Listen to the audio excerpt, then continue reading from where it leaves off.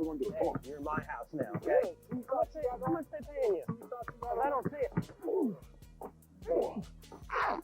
This might help you. This really might help you. I'd take them off if I could find the laces.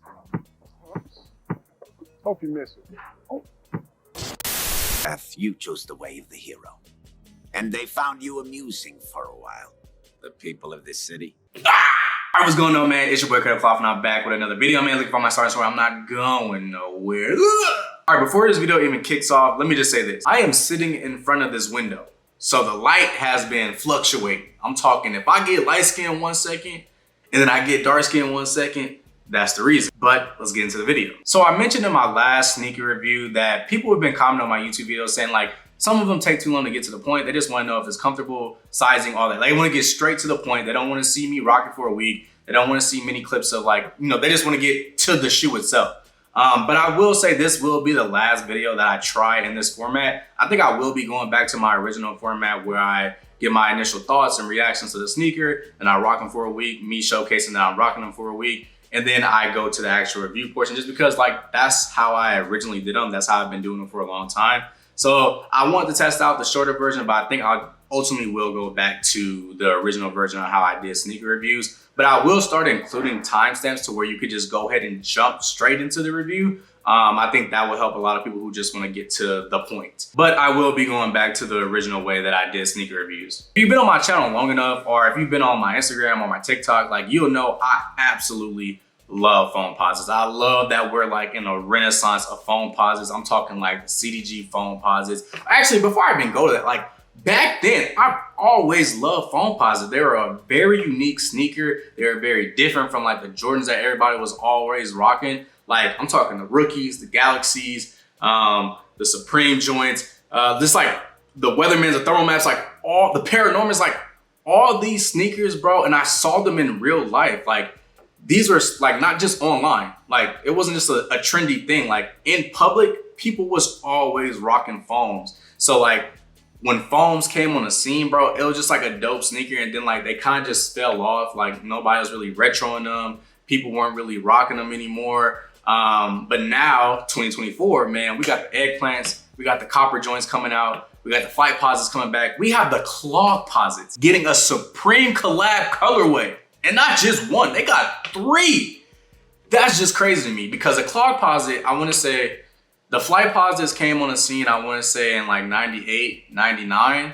The Clogposite, I want to say, came out in the 2000s, 2001. As soon as the Clogposite came out, I mean, it probably didn't pick up no traction. Like it was funny looking at the time. People really understand it. And I think they only had like 1 or 2 or possibly even 3 iterations of it. I know they had like the silver pair and they had maybe a white pair or something like that. But like, as soon as they came out, they basically didn't do anything. And I feel like that is the problem with being ahead of your time. You just didn't know. We didn't know back then that we needed the Clogposite.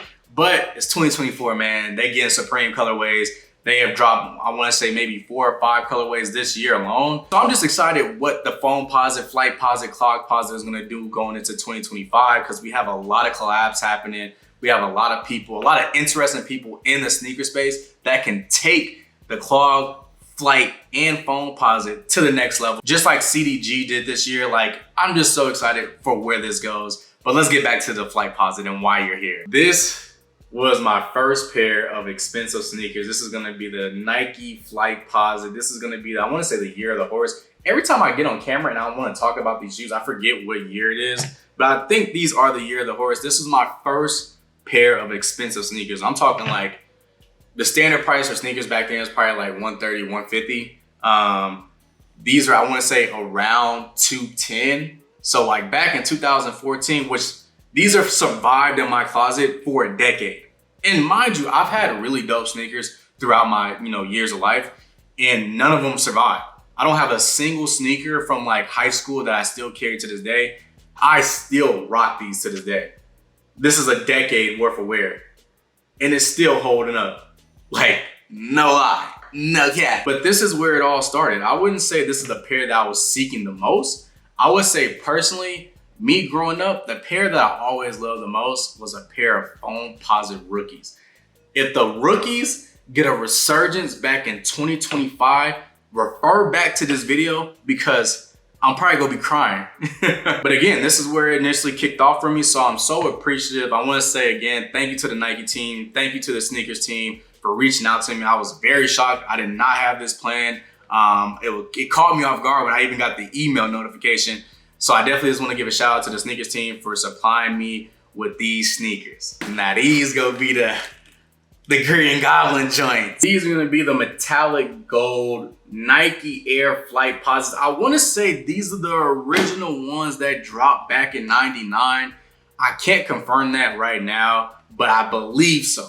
Because as you've seen previously or in the beginning of this video, Kevin Garnett was rocking these in the '99 commercial for Nike. So I believe this was the first pair that they dropped, but this is gonna be the metallic gold again. This is also the pair that the Green Goblin wore in the Spider-Man movie. I couldn't thank y'all enough. I'm just so happy I was able to get this pair because growing up in a single parent household, like a lot of these sneakers growing up was just out of the price range. Like it wasn't happening. If I couldn't get this at DD's Discount, Ross, or Burlington or something, like it wasn't happening, bro. So like the inner kid in me is like, damn, I really got a pair of the Flightposites. But I'm not gonna waste no more of y'all time. Let's get into the review. Let's talk about sizing. Now, I feel like this is the main question that I get on my YouTube channel, the main questions that I see in forums, the main questions I see in Instagram comments. What size is the best size for me? What size should I get? Should I go a half size up? Should I go a half size down? Should I go a full size up? Should I go a full size down? Let's talk about it. All right, so this pair right here is going to be a 9.5. I feel like lately I have been leaning more towards that 9.5. I used to float between 9 and a 9.5, but I feel like lately it's been strictly a 9.5 in my sneakers. And these fit me very true to size compared to my other sneakers. I will say though, the one caveat that I have for these sneakers, if you are somebody who has a wider foot, because I have a more narrow foot, if you're somebody who has a more wider foot, you may want to go a half size up just the way that this shoe is designed. And I only say that for the Flightposite. The way this shoe is designed is very narrow right here, especially if you plan to rock it fully zipped up like it is right now.